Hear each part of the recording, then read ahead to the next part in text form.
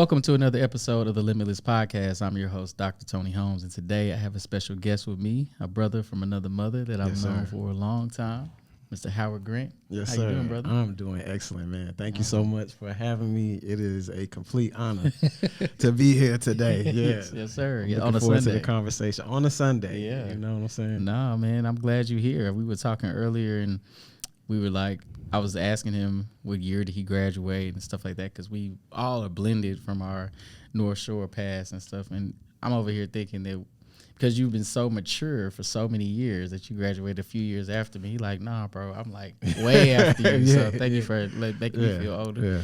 But yeah, man, it's an honor to have you as well, man, and glad to have this conversation. What made me want to hit you up was, you know, just seeing your trajectory, your story, seeing you, you know, from high school to college to post college to now. It's been inspiring for me to see that as well, man. So, it's been a journey. Yeah, well, it's definitely been a journey for sure. Yeah, well, let's talk about that journey a little bit. So Howard Grant went to North Shore, went to Texas A&M. Like, what's your story when you kind of share with people just a little bit? Yeah, North Shore graduate, grew up on the east side, born and raised. Graduated, went to Texas A&M in 2016.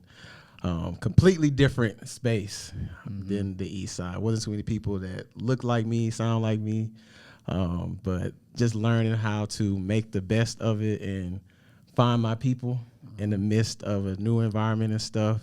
Had a lot of challenges along the way, but was able to make the most out of it and really make some impactful things on campus, and graduated from there.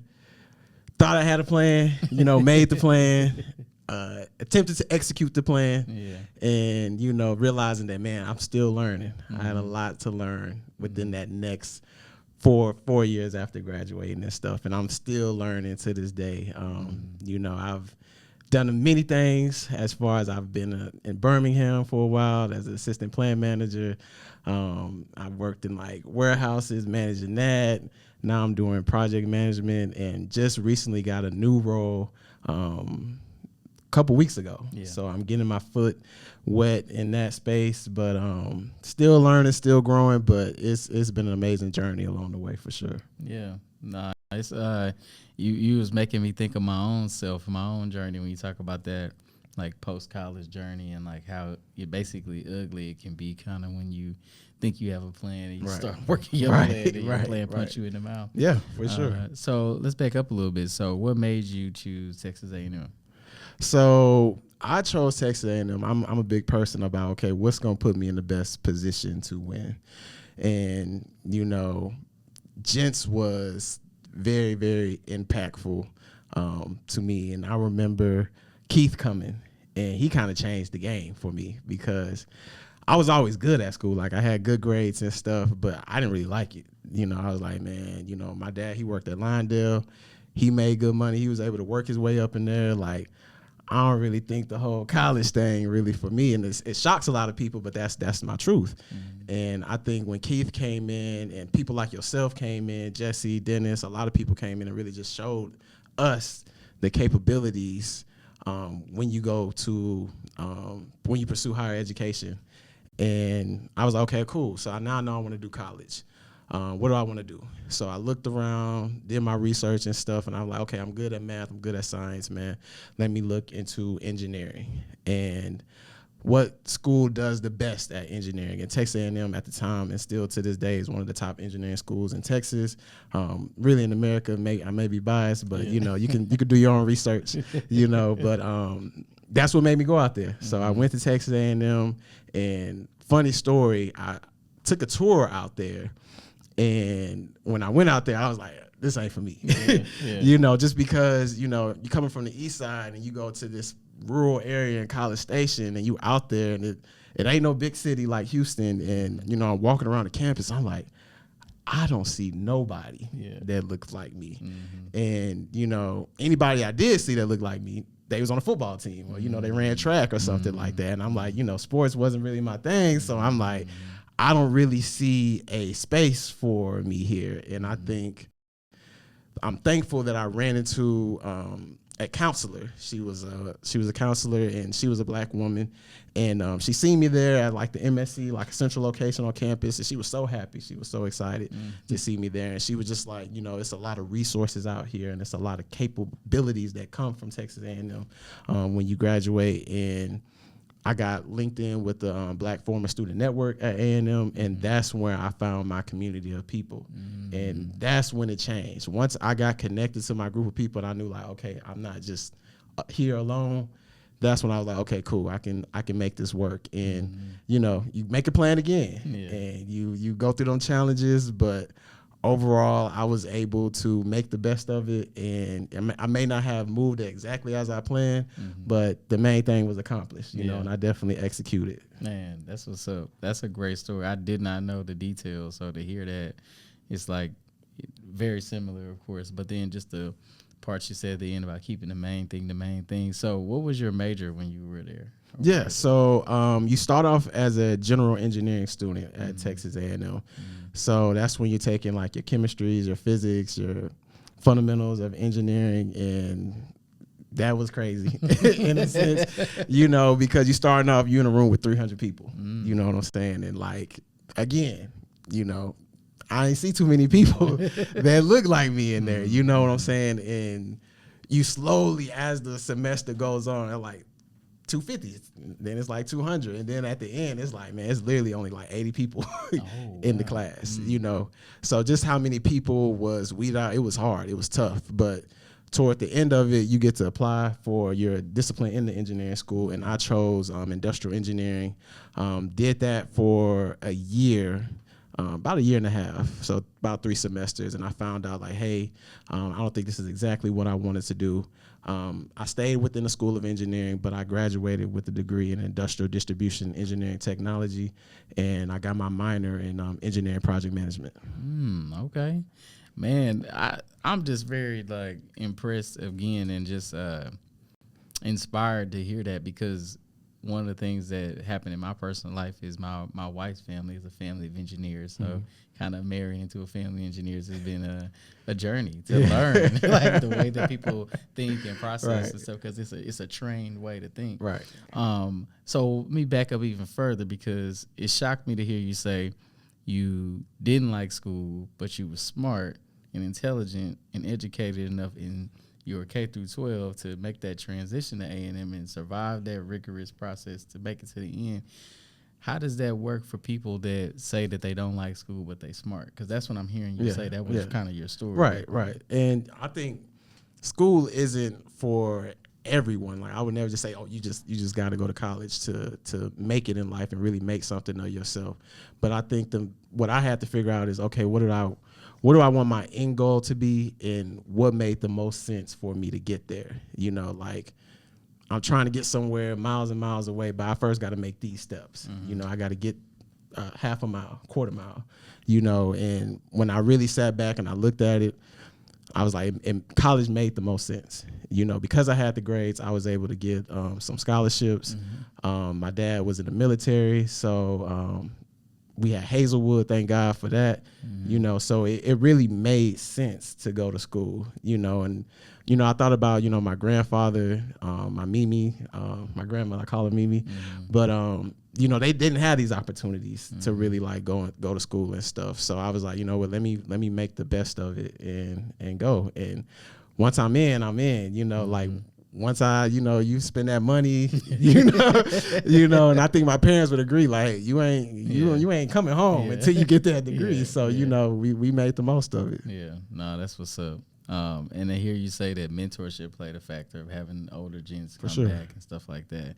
Definitely inspiring. So when you look at, your decision to pursue engineering and finish and everything, and your process of how you got there that you just described, have you always been a person that thinks like that? Sound like you think with the end in mind and work backwards? Are you strategic? Like all these things? Is that just who you are in general? Unfortunately, yes. And I say unfortunately because, like, you reap the benefits of it. You get to see yourself advance and strive, make some certain strides in the world and stuff.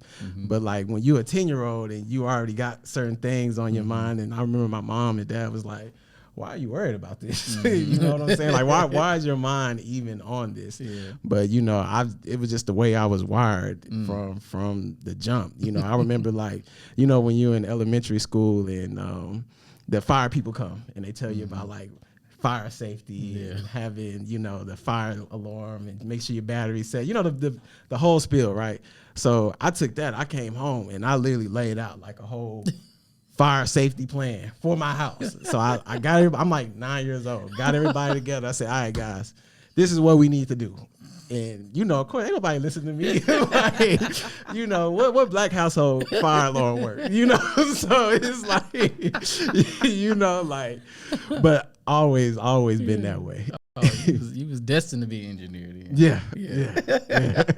Man, that's hilarious. So transition a little bit. So when you talk about, you know, the plan, everybody has a plan. Mike Tyson say everybody has a plan till you get punched in the mouth.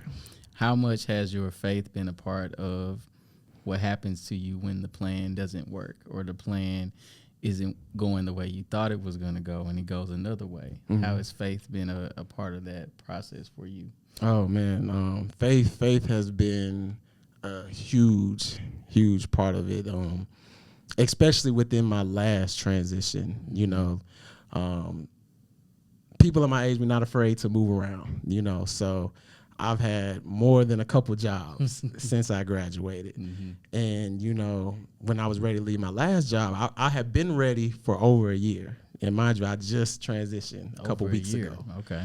And, you know, I felt like when I was praying to God, God was telling me, like, remember when you made these moves the last time, you kind of did them prematurely. And you had to re-up on certain things, you know. Be patient. Let me get some things ironed out for you. Get your certification that you said you was gonna get, and just work the plan. You know, actively wait. Like, you're not just sitting there doing nothing, but wait for me to get everything situated for you. And when it's time to move, it'll make sense. And it was hard. It was challenging because, you know, you're a black man in a space again where it's not many people like you. You know, I worked in a manufacturing facility as a project manager. So anybody that looked like me, they was outside, you know, making it happen, you know, respect to those brothers. But, you know, there was no one in the office really like me. So, you know, you always have to deal with people that's kind of like, what are you doing? Like, do you know what you're doing and stuff? And constantly having to prove people wrong, you know? But through that, just realizing like, man, like, I'm ready for that next move. God, what is your plan? And when I tell you, like, he worked it out in a way that I couldn't even have imagined. And, you know, they say that in church all the time, you know, so I'm like, I'm ready to go, you know. But I'm thankful that I waited, and that really, like, transformed my mind and, like, man, like, just trusting God through that process. And, like, when he say it's time to move. But, you know, I always say Romans 8:28, you know, so I'm just thankful for that. I'm thankful that I was able to wait patiently and live the life I'm living now, you know? Yeah, during the trial. Yeah, for sure. Like staying steadfast, man. So such a powerful testimony. But let me ask you, so you said actively waiting. Can you unpack that a little bit for people who don't know what that means? Yeah, so actively waiting to me meant like, okay, I'm not leaving my job yet, but what are some things that I need to do so that when it is time for me to leave, I'll be ready to be in the best position, you know? And that was, you know, getting my certification together. That was strengthening my skills within the job, making sure that I had the understanding of what it takes to be a great project manager, not just a good one. And doing right by the people there currently. You know, sometimes you don't know why God has you in that position all the time. So I think sometimes, you know, who knows what type of blessing I was for somebody there. You know, like I was praying for people there. You know, it was a toxic environment, you know, so I was praying for people there, giving people like words of encouragement. So sometimes it's for other people, you know. So I just told myself, like, you know, just stay calm, collected, you know, take one from, you know, BA and stuff, the ones that came before me. And, you know, over time, you know, when it's time, it'll be time. Yeah, man, that's, we could go on and on about praying for people at work and things like that. I think that's underappreciated thing that happens to people that get a chance to meet people like you and others. And I've been able to be a blessing in that way for people as well. So it's very grateful. I'm grateful to hear you say that. Hold on a second though. Let me back up, because you are in your 20s. Yeah. And you talking like you're in your late 30s, early 40s, and that's a blessing to hear you say that. Like a lot of discernment and discipline and maturity. What do you have to say to the people that are also in their 20s and don't understand the power of patience, the power of waiting on God, like things like that? Because that's you saying it, but it's not normal. I'm telling you. So what do you have to? How can you like unpack that to make people understand why they should and how they can do that? Well, I think first you got to get connected with God. You got to learn more about who He is. It's hard to wait when you don't have that understanding. Yeah, granted, we always learn about God. You know, you'll never fully know who He is because He's that amazing. Mm-hmm. You know, but I think just learning, like getting involved in the church. You know, having mentors in the church. You know, and even outside of the church. You know, the church can be anywhere where two people are together. Mm-hmm. You know, so just staying in with like-minded individuals and stuff, and you know, they were really instilling these things into me too, you know, and just learning from those that have came before me. You know, I think that's major, you know, because I had to realize, like, I don't know everything. You know, it would feel good for me to know everything, but I'm very big on like mentorship, you know, and through GENTS, even in college, I was in a mentorship program. I became CEO of that mentorship program. So it was the mentors in the church and just the people that came before me really just instilling that in me. Yeah. And what I'm hearing you say also with that is there's a lot of humility that goes into just being patient. Right, for sure. Waiting, being humble, not thinking you know everything, and just staying down and just waiting on your time. Right. Because that's a part of it as well. Right. Man, I'm very inspired hearing a lot of this, hearing a lot of what you said. Of course, I assumed that this was what you might say, but hearing you actually say it is like blessing my soul. Right. So as now you on the other side of this major transition that you've been going through recently or this last year, you said, how does it feel now on the other side? Oh man, like it feels great. It's a relief off your shoulders. It's, you know, you finally get the reward at the end, you know, and it's much work to be done. Don't make no mistake. This is just one step in the grand scheme of things, but knowing that it was accomplished, and like I said, like you may have that understanding, but until you're able to see it through, it's totally different. So this is, like I said, this is my first time, like, God had put me in a situation multiple times. I just said, hey, I'm gonna do what I want to do, you know. But you know, now really like, okay, I'm gonna wait. You said wait, I'm gonna wait. And now that I'm on the other side, I'm like, man, like I said, I couldn't imagine it working out like this. So it feels really good. Yeah. So what do you have to say to your peers out there? And we talked about, you know, the faith part, but what about the work? You know, because faith without works is dead. So for sure. When you talk about that part, the work, and your peers, I mean, same age or above and a little below, you know, what do you think they need to hear when it comes to doing the work and showing up and being on time and doing the ugly stuff, praying for people that don't like you? You know, what do you have to say to them? Yeah, I'm extremely disciplined. I'm not a big fan of motivation, only because, you know, motivation come and go. You know, if you only rely on motivation, I don't think you're gonna get too far in life. You know, so I'm huge on discipline, huge on working hard. So, you know, while I was talking about that actively waiting, you know, I'd work, deal with all that drama at the job, praying for people, and mind you, you know where I live at, going all the way to Conroe. That's because that's where I was working at. You know, that's over an hour commute, driving that hour home, studying for my certifications while coming home, doing some reading, you know, to better myself, self-improvement books, involved in the church, you know, like I work hard. Don't get me wrong. Like I have a lot of faith, but I work hard for the things that I want in life. And I feel like why wouldn't you work hard for the things you want in life? Why do you really want it if you're not willing to work hard at it?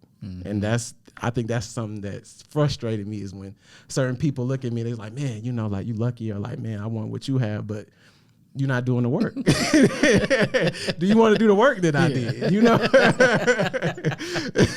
Facts. And then the answer is usually no. I'm good. I'm good. Okay. Wow. Dang.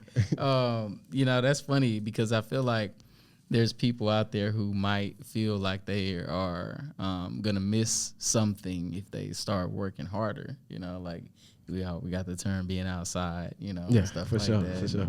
You got your hookah and your Sunday fun day. Yeah. I am not judging you at all. But that Monday morning clock gonna go off Regardless. Regardless. You know, I don't know. I feel what you're saying on a lot of that stuff because I definitely have sacrificed and given up a lot on the grind as we all have. For sure. But any words of encouragement for those that may just be struggling to try to get on the boat of, you know, discipline, not even motivation. They trying, but they keep falling off. They trying, but they keep falling off. I mean, what do you say to them? I would say, you know, I don't judge anyone my age for having fun and living their life, you know. Now, if you got kids, that's a different story. Take care of your kids, you know. But you know, if you a person like me with no kids, you know, you're not married yet. There's nothing wrong with enjoying your life and living life to the fullest. But understand, if you want certain things, at some point you got to make the sacrifice. So you just choose when you want to make the sacrifice. You know, like you can make it now while you're young, and then hopefully, you know, in your 30s and 40s, you'll be able to live like you want to. In this day and age, you know, with social media and just the way things are progressing, it's not taking people as long to reach that threshold either, you know. But at the same time, you know, I'm not dissing anyone and say, man, I want to enjoy it while I got this time now, while it's promised. Because, you know, I'm at an age now where people my age is dying. So, like, it does bring stuff to my mind. Like, you know, you really only have the time now. But if there's certain things you want out of life, you can't run from the work.